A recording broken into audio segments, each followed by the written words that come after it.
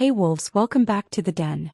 Before we sink our claws into tonight's story, drop a comment and tell me where in the world you're listening from. I love seeing how far this pack really stretches. And if you're new here, hit subscribe because trust me, you don't want to miss what's coming next. Right, let's begin. The rain hasn't stopped in 6 days. Sarah lies on a straw mattress that used to be soft, back when her husband was alive to stuff it fresh every spring. Now it's flat and damp and smells faintly of mildew, and she is too weak to care. Her skin has gone the color of old candle wax. Her breathing comes in small, wet pulls, like she's drowning very slowly from the inside.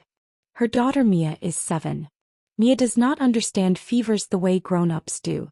She only understands that her mother's hand, which used to braid her hair every morning, now trembles too hard to hold a cup of water. "Mama," Mia whispers for the 100th time that night. "Mama, wake up." Sarah's eyes flutter open just enough to find her. "I'm here, little bird," she breathes. The words cost her. Everything costs her now. Outside, the storm throws itself against the shutters like something trying to get in. There is no healer left in Hollowmere. The old one died of the same sickness 2 winters back, and no one has come to replace him. The village is small and poor and forgotten by anyone who might have helped. Sarah knows this the way she knows the shape of her own hands.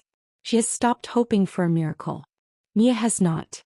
She pulls her mother's shawl around her small shoulders, the wool scratchy and too big, and she opens the door into the storm. "Mia." Sarah tries to sit up and fails, falling back against the mattress with a soft, broken sound. "Mia, come back." But the door is already swinging on its hinge, rain hissing through the gap, and her daughter is gone into the dark. Mia doesn't know where she's running. She only knows that somewhere out there past the tree line there has to be someone. A traveler. A hunter. Anyone. She has heard the older children whisper about a man who lives in the woods now. A strange, quiet man who doesn't talk to anybody, who showed up around harvest time and never left. They call him the ghost. They say his eyes don't look at you so much as through you, like you're not really there. She finds him by the old mill, sitting in the mud with his back against the stone wall, not even bothering to shelter from the rain. He looks up when she stumbles into the clearing, soaked through, sobbing, and for a moment neither of them says anything.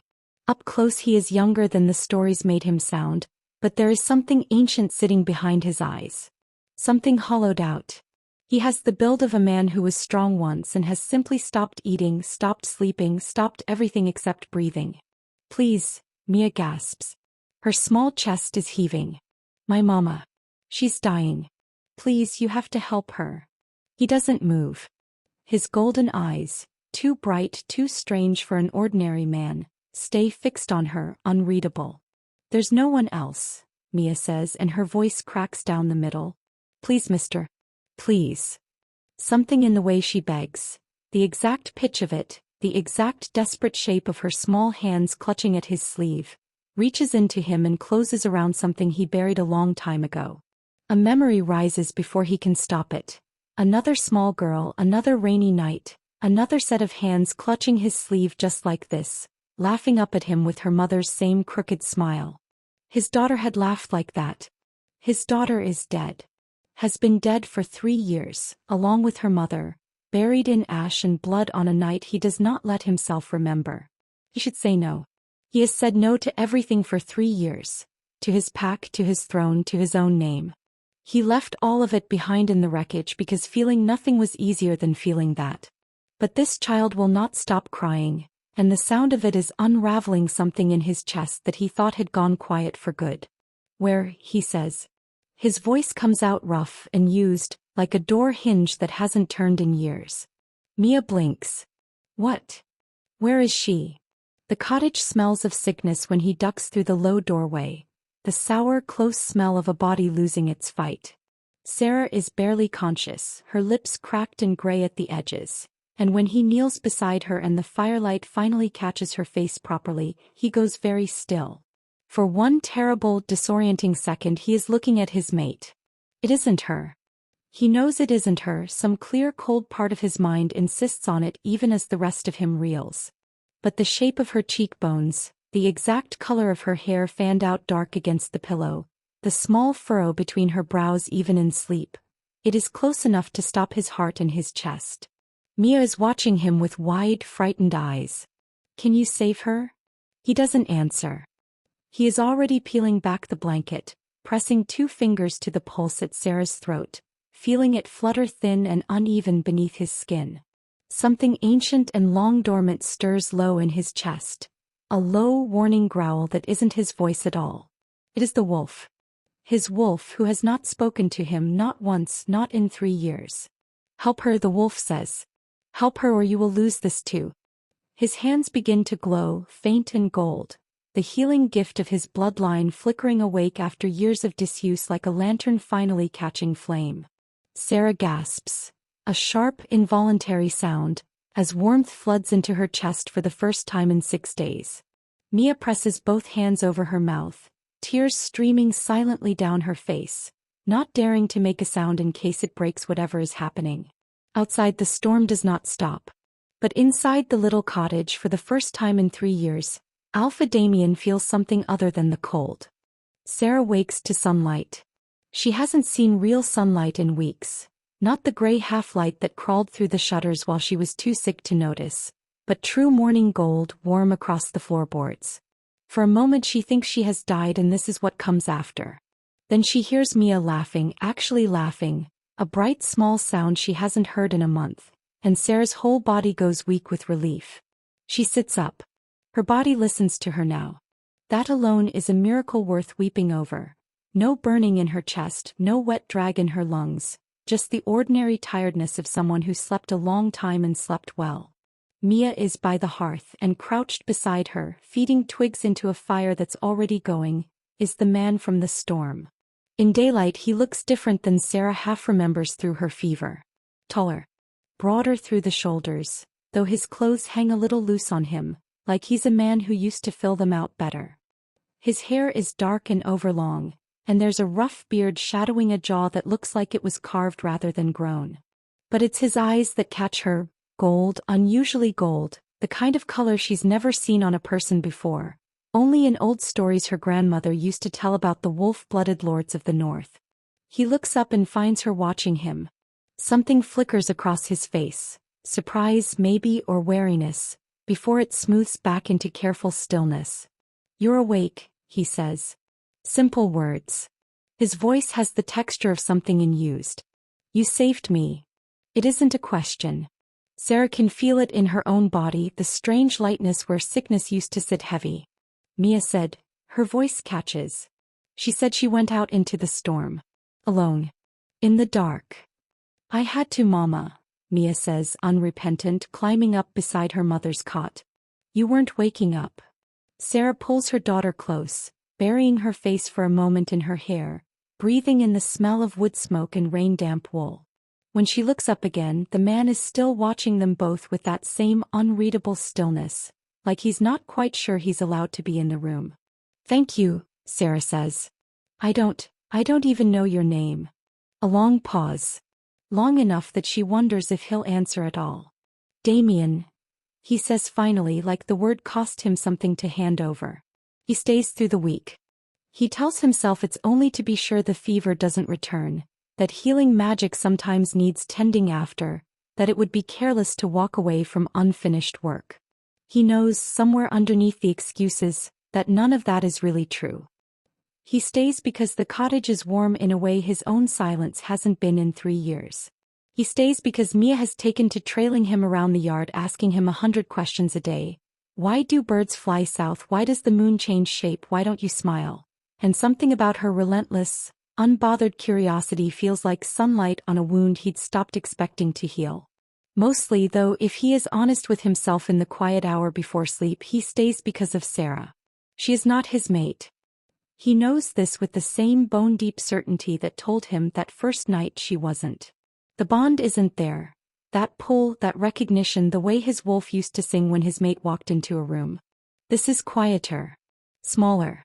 It creeps in sideways in the way Sarah hums while she kneads bread, off-key and unembarrassed. In the way she scolds Mia and forgives her in the same breath. In the way she looks at him sometimes, like she's trying to solve a puzzle she's too polite to ask about out loud. He chops wood for her more than the cottage needs, because his body doesn't know how to sit still with people watching anymore. She brings him water without being asked and doesn't flinch at his silences, doesn't fill them with nervous chatter the way most people do. He just waits, lets him be quiet, lets him come back to words on his own time. "You don't talk about yourself," she says one evening, the two of them sitting on the step while Mia chases fireflies in the dark. It isn't a demand, just an observation gentle as a held breath. "No," he agrees. "All right." She doesn't push. She just leans back on her hands and tips her face up toward the stars, and something about her ease, her lack of hunger for his secrets, makes him want to give one up anyway. "I had a family once," he hears himself say. The words feel like stepping off a ledge. "A wife. A daughter." Sarah goes very still beside him. She doesn't ask what happened. She simply reaches over, slow enough that he could pull away if he wanted, and covers his hand with hers. He doesn't pull away. It is 3 days later that it happens. Small, almost nothing, and yet it undoes him completely. Mia falls running through the yard, scrapes her palm bloody on a stone, and wails the particular wail of a child who is more frightened than hurt. Sarah is elbow deep in washing and Damien is closer, so he's the one who scoops her up, presses his glowing palm to the cut, murmurs something low and useless and soothing while her sobs taper into hiccups. And Mia, tucked against his chest, still sniffling, looks up at him and laughs. A small, wet, watery laugh, relief chasing out the fear. And it is, impossibly, unbearably, the exact same sound his daughter used to make. His breath stops in his chest. For one unguarded second his face cracks open, grief and wonder both at once, raw enough that when Sarah looks over from the wash basin and sees it, her heart clenches painfully in her chest. She doesn't know his story. Not really. But she knows loss when she sees it wearing a man's face, and she knows, watching him hold her daughter like something precious and breakable, that whoever this quiet stranger used to be, he is starting, carefully, painfully, to come back to life in her front yard. She isn't sure yet what that means for her. But her heart, foolish and unguarded, has already started keeping careful track of him. Autumn deepens and something in Damien keeps loosening, day by day, like a fist finally unclenching after years of being closed too tight. He still doesn't talk much. But he laughs now, sometimes, quiet and surprised at himself, like he's caught himself doing something he forgot he was allowed to do. He fixes the loose shutter that's been banging in the wind since before Sarah's husband died. He teaches Mia to whistle through a blade of grass, badly, both of them dissolving into giggles when it only ever makes a sound like a dying goose. Sarah watches all of it with a feeling she doesn't have a name for. It isn't just gratitude anymore. It hasn't been for a while. She catches herself noticing things she has no business noticing. The way his forearms flex when he splits wood, shirt sleeves pushed up despite the cold. The low rasp of his voice when he reads to Mia by the fire, some old story about wolves and stars that he seems to know by memory rather than any book. The way, sometimes, she'll look up from her mending and find him already looking at her, and neither of them looks away fast enough to pretend it didn't happen. Tonight is one of those nights. Mia is asleep in the loft. The fire has burned down to embers, throwing everything in a low orange hush, and Sarah is sitting close enough to Damien on the bench that their shoulders brush when either of them breathes too deep. "You've been happier," she says, careful, testing the words like stepping onto ice. "Since you came here." "I have," he admits. It surprises her how easily it comes now. 3 months ago she doesn't think he would have given her a whole sentence. "Why?" He turns to look at her properly then, and the firelight does something unfair to his face, softening the sharp lines of it, catching gold in his eyes until they look almost lit from within. "You know why," he says quiet. Her breath catches somewhere in her throat. His hand finds hers on the bench between them, and this time neither of them pretends it's an accident. His thumb moves slow along her knuckles and she feels that small touch everywhere, absurdly, her whole body gone warm and unsteady like she's the one who was sick with fever. He leans in. She can feel the heat coming off him, can smell wood smoke and something underneath it that's just him, and her eyes are already sliding shut, her chin tipping up toward his. A wolf howls in the far distance. Wrong. Too sharp, too deliberate. Not the ordinary cry of some wild thing in the woods, but a call, A signal, the kind of sound a trained ear knows instantly isn't natural. Damien goes rigid beside her. The warmth drains out of his face in an instant, replaced by something cold and alert that Sarah has never seen on him before, not once in 3 months. Damien. Stay inside, he says, already rising, already moving toward the door with the balanced, silent tread of a predator. Bar the door. Don't open it for anyone but me. You're scaring me. He stops with his hand on the frame, and for a moment the fear in his face is so raw it frightens her more than anything he's said. I know that sound, he tells her. I haven't heard it in 3 years. I hoped I never would again. Outside the night is very still. His wolf is awake now, fully awake for the first time since the massacre, pacing hard beneath his skin, hackles raised, every sense straining toward the tree line. That howl belonged to a Vossblood, one of the old scouting bloodlines, trained from birth to signal across long distances in code. Only one pack still uses that code. His own. Which means only one man would have reason to send it out here, to this forgotten corner of nowhere, chasing rumors of a healer who shouldn't exist anymore. Thrall. The name alone still tastes like ash in his mouth. Thrall, his own beta, the wolf who stood at his right hand for a decade, who smiled at his wedding and held his infant daughter and called him brother, and then opened the gates the night the enemy pack came, let them in like a host welcoming guests, and watched Damien's whole world burn to make room for his own ambition. Damien ran that night. Not from fear, he still doesn't fully understand even now why he ran instead of dying with them, but from something that broke clean through in him, some final rope that snapped, and he simply walked into the dark and didn't stop walking for 3 years. He'd thought Thrall would let him go. A broken, nameless wanderer poses no threat to a stolen throne. But healing magic has a signature. It ripples outward like a stone dropped in still water, and if it reached the wrong ears, if word traveled that the ghost's power had returned, glowing gold in some forgotten village cottage, Thrall would know exactly what it meant. He knows I'm alive. He knows my wolf woke up.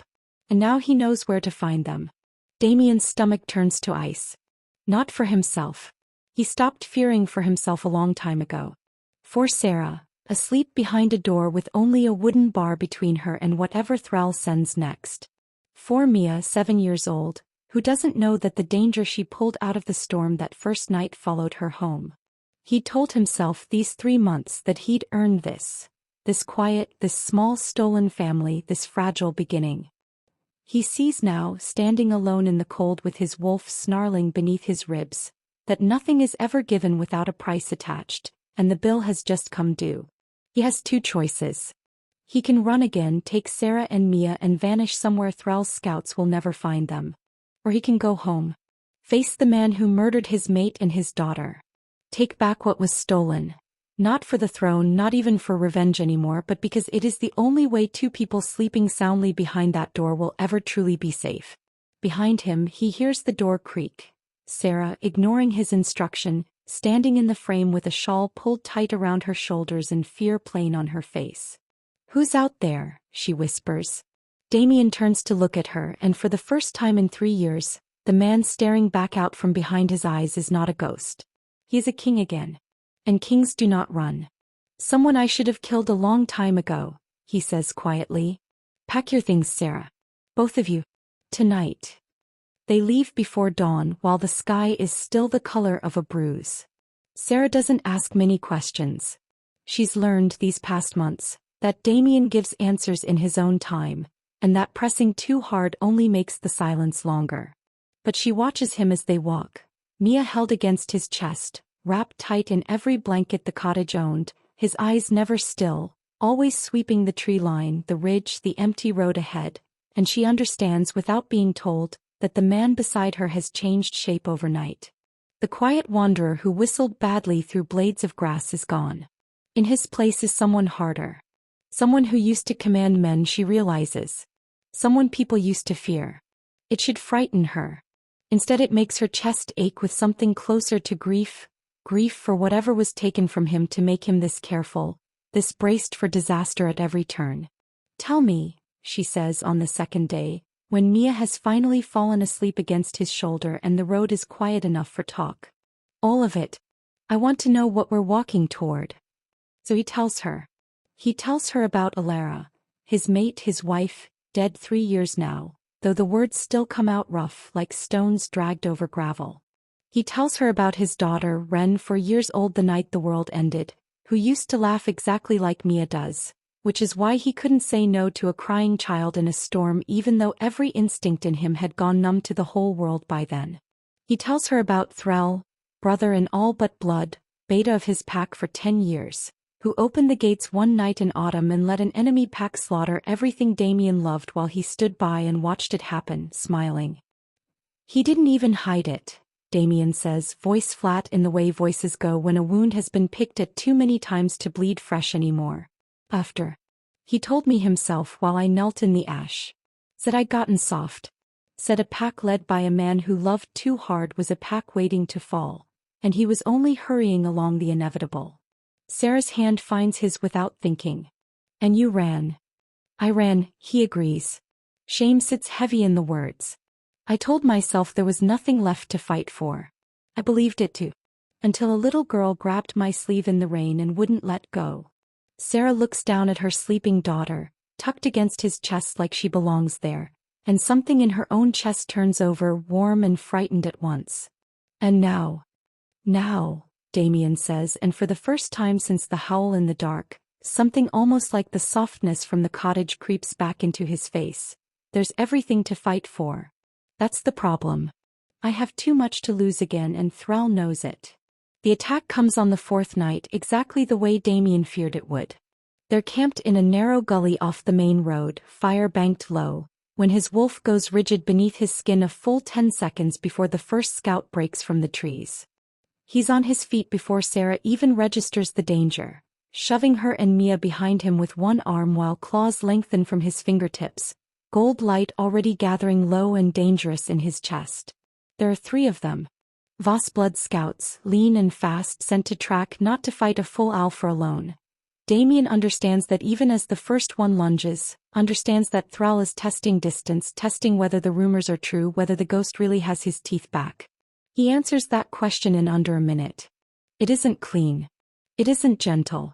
Sarah has never seen him fight before, has only ever known his hands as something that heals, and watching him move now, brutal, fast, utterly without hesitation, frightens her in a way she doesn't fully understand until it's over and 2 scouts lie broken in the frost-bitten grass and the 3rd has fled screaming back into the dark to report what he saw.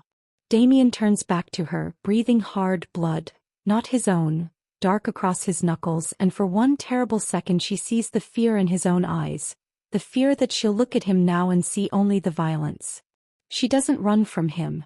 She crosses the space between them instead, Mia clutched tight and shaking against her hip, and presses her free hand flat against his chest, right over the place his heart is still hammering too fast.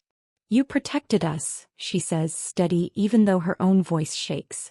That's all I see. Something in him breaks open at that. Quietly, without a sound, just a long unsteady breath that shudders out of him like he's been holding it for 3 years and has finally been given permission to let it go. They don't speak of it again that night, not directly. But later, after Mia has been settled back to sleep wrapped in every blanket they own, Sarah finds him sitting apart from the fire, staring at his own bloodied hands like he doesn't recognize them. She sits beside him. Doesn't say anything at first. Just lets her shoulder rest against his, solid and warm, the way she has 100 times since that first night in the cottage. I used to be good at this, he says finally, quiet. Protecting people. Before I stopped being good at anything at all. You're still good at it, she tells him. I watched you do it an hour ago. He turns to look at her then, and the firelight catches gold in his eyes, and there's something in his expression, raw, unguarded, terrified in a way violence never made him, that makes her breath go shallow. Sarah. Her name in his mouth sounds like something he's been holding onto too tight for too long. If I go back, if I face him, there's no promise I come out of it the same man who left you tonight. Then don't go back as him, she whispers. Go back as the man who chops my firewood and whistles like a dying goose and held my daughter like she was made of glass. That man can win. His hand comes up slow to cup her jaw, thumb brushing the curve of her cheekbone like she's something he's afraid to break. She doesn't pull away. She tips her face up instead, heart pounding so loud she's certain he can hear it. And when his mouth finally meets hers, it's soft, searching, careful, like he's asking permission with every fraction of an inch. And the whole cold night around them seems to hold its breath along with her. It doesn't last long. Doesn't need to. When he finally pulls back, forehead resting against hers, both of them breathing unsteady in the dark, something has settled between them that no amount of danger waiting up the road can undo. "Whatever happens tomorrow," he murmurs, "I want you to know I meant that." Sarah closes her eyes and lets herself, just for one more moment, believe they'll survive long enough for it to matter. The fortress of Ashvale rises out of the morning mist like something out of a nightmare Damien has spent 3 years trying to forget. Black stone walls, banners and colors that used to be his, now hung crooked and disrespectful, as if even the cloth knows the man who raised them isn't fit to wear the crown beneath. They stop at the tree line. Sarah's hand is tight around Mia's, both of them staring up at the walls with wide, frightened eyes. "You don't have to come further," Damien says, though he already knows what she'll answer. "We're not hiding in the woods while you walk in there alone," Sarah says, chin lifted, and there's a steel in her voice he hasn't heard before, something that reminds him suddenly and fiercely why he fell for her in the first place. "You healed my daughter's world back into place, Damien. Let us stand in yours." He doesn't argue.